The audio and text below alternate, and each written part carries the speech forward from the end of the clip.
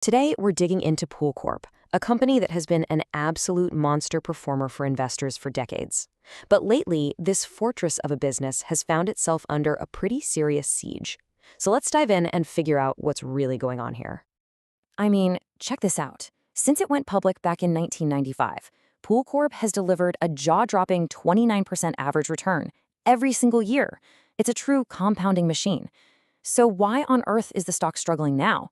The big question for any investor looking at this is, are we seeing a permanently broken business, or is this just a fantastic company hitting a temporary rough patch? To answer that, you really have to understand what this company is built on. So first, let's break down what makes Pool Corp the undisputed king of its industry. At its heart, Pool Corp is the world's biggest wholesale distributor for, well, everything pool-related. Think of them as the essential middleman. They connect the big manufacturers, the guys making the pumps and filters, with this huge, scattered army of about 125,000 local pool builders and repair pros. They don't make the stuff. They just make sure it gets to the people who need it when they need it. Now, this is the bedrock of their stability. A massive 86% of their business comes from the aftermarket. We're talking about maintenance, repairs, and renovations for the millions of pools that are already in the ground. Only about 14% is tied to the much more cyclical market of building brand new pools. That huge aftermarket slice is what makes the business so incredibly resilient. But, and this is so important for understanding their current situation, not all of that 86% is created equal. Basic maintenance, buying chlorine, replacing a filter, that stuff is non-negotiable. If you have a pool, you have to do it.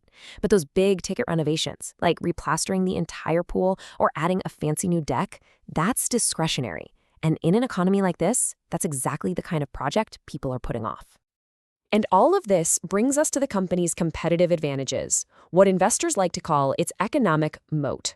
This is the stuff that protects the fortress from any would-be invaders. And the moat really starts with just pure, overwhelming scale.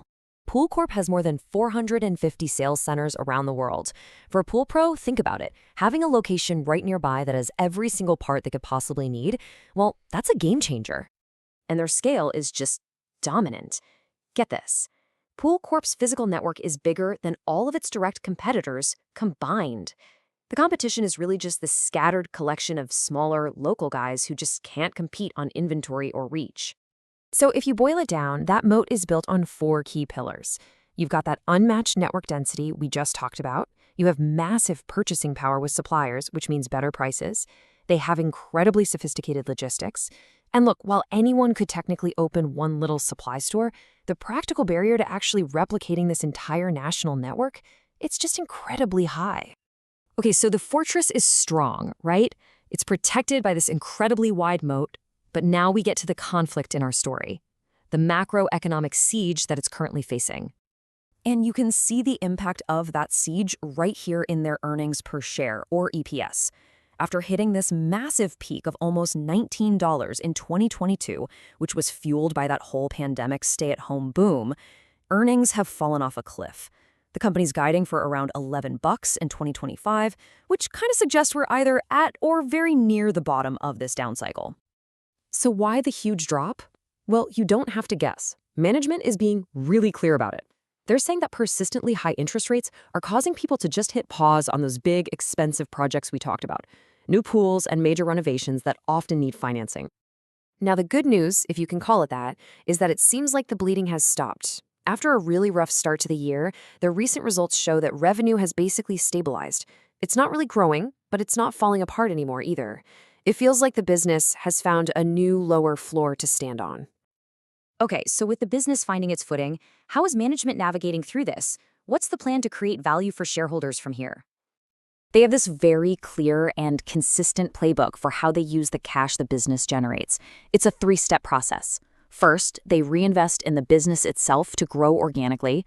Second, they use cash to buy up smaller competitors. They call these tuck-in acquisitions.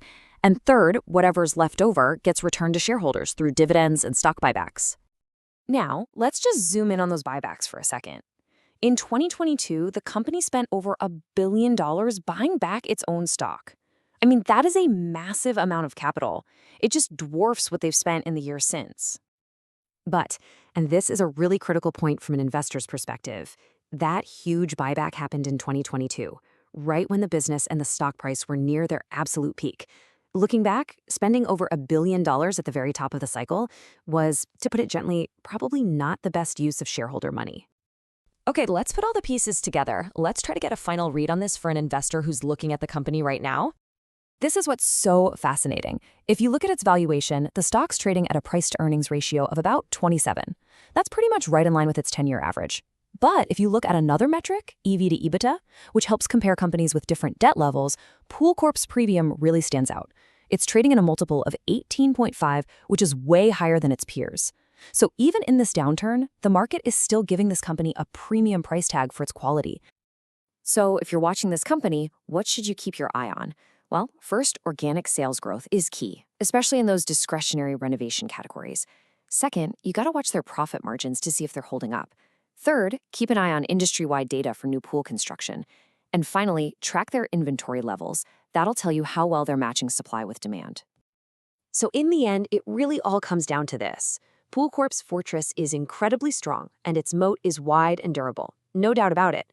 But the macroeconomic siege is also very, very real, and it has absolutely taken a toll. So for an investor today, the ultimate question isn't if the storm will pass and the business will recover. The odds are pretty high that it eventually will. The real question is when. And is the price you're paying today worth the wait?